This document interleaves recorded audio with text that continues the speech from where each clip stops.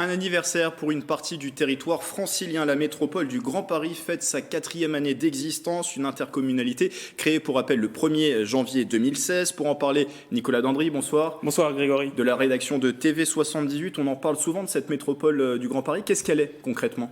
La métropole du Grand Paris, c'est d'abord un territoire délimité autour de 131 communes. Regardez cette carte. Cette collectivité est composée de Paris, de l'ensemble des villes des départements de Seine-Saint-Denis, du Val-de-Marne et des Hauts-de-Seine. Une commune au nord, dans le Val d'Oise, et 6 communes au sud, dans l'Essonne. À l'origine de cette organisation, 2 lois votées en 2014 et 2015. La loi MAPTAM, pour modernisation de l'action publique territoriale et d'affirmation des métropoles, et la loi NOTRe, la loi sur la nouvelle organisation territoriale de la République. Alors pour gouverner cet ensemble, le conseil de la métropole, composé de 209 élus, issus des conseils municipaux de ces 31 communes, 5 compétences, vous allez les voir s'afficher: l'aménagement urbain, le développement économique, social et culturel, la politique de l'habitat, la protection et la mise en valeur de l'environnement, ainsi que la gestion des milieux aquatiques et prévention des inondations. Alors Nicolas, vous nous parlez de Seine-Saint-Denis, du Val-de-Marne, des Hauts-de-Seine. Quel est le lien de cette métropole avec les Yvelines ? Eh bien, Grégory, rappelez-vous, c'était il y a un peu plus d'une semaine, lors de la cérémonie des vœux des Yvelines et des Hauts-de-Seine, à la scène musicale de Boulogne-Billancourt, les présidents des 2 collectivités, Patrick Devedjian pour les Hauts-de-Seine et Pierre Bédier pour les Yvelines, se sont montrés très critiques vis-à-vis de la métropole du Grand Paris et ont présenté leur modèle organisé autour des communes et des départements. Écoutez-les.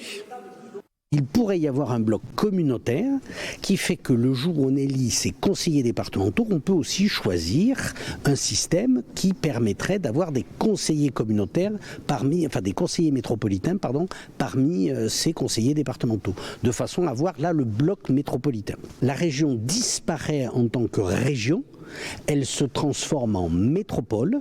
C'est-à-dire que c'est elle qui aura la responsabilité stratégique de l'organisation du territoire métropolitain et avec en particulier tout ce qui touche au transport. Deuxièmement, le logement, qui est une préoccupation très prégnante en Île-de-France. Et troisièmement, les solidarités territoriales. J'attends du gouvernement qui a déjà fait transparaître son sentiment, qu'il règle la question définitivement de la métropole en instituant le fait qu'elle recouvre la région et non plus le périmètre rikiki de la petite couronne et clivant.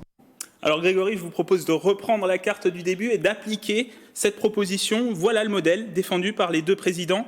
Une métropole à l'échelle de la région Île-de-France, un conseil métropolitain composé de conseillers départementaux des 7 départements franciliens. C'est la proposition faite par Pierre Bédier avec des compétences stratégiques qu'il évoque, les transports, le logement et la solidarité. Et ça pose la question de l'avenir du conseil régional et de ses élus qui pourraient être amenés à disparaître du coup. Et à quel moment sera tranché l'avenir de cette métropole du Grand Paris ? Eh bien, Grégory, le gouvernement pourrait trancher la question de la métropole du Grand Paris après les échéances municipales, peut-être en profitant d'une réforme plus globale sur la décentralisation. Vous avez peut-être entendu parler d'une concertation lancée par le ministère de la Cohésion des Territoires. Elle est actuellement en cours jusqu'au mois de mai 2020. Objectif : aboutir à un projet de loi dit des 3D pour décentralisation, différenciation et déconcentration. Merci Nicolas pour ces précisions.